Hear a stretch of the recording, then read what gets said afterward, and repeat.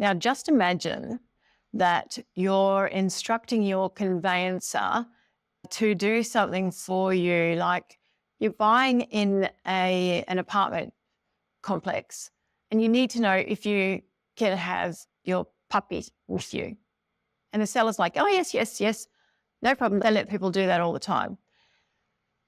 If you're concerned, imagine if you could get your conveyancer to write this in the contract of sale for you as a special condition, which says the contract is subject to and conditional upon the seller prior to settlement obtaining consent of the body corporate allowing the owner of this property to have a puppy on the premises.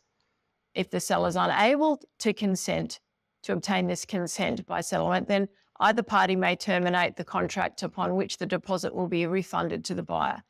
This clause is inserted for the benefit of the buyer who may waive the benefit of the clause at any time prior to settlement or the contract being terminated. Okay, so this document here, I love it. So I want to take you right to the beginning. This is just a sample of what this document, this is a sample special condition that your conveyancer can place into a contract for you.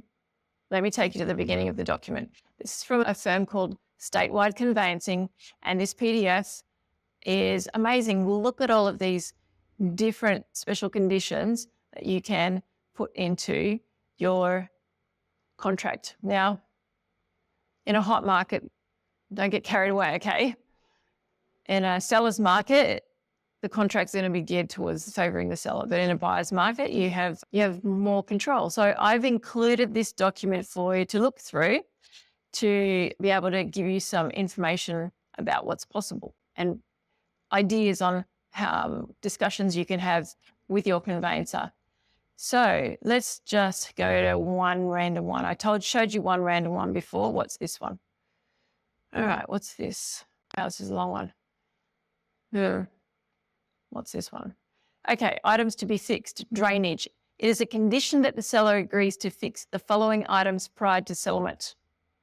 Okay, and then you've got dollar amounts, dates, and your conveyancer will word this for you.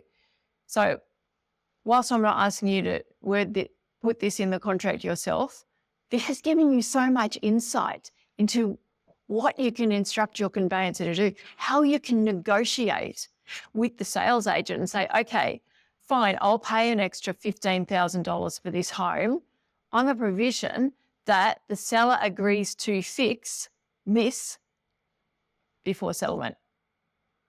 So you've got a copy of this wonderful document in your downloads, and it was from Statewide Conveyancing. There are others on the internet that may serve you well.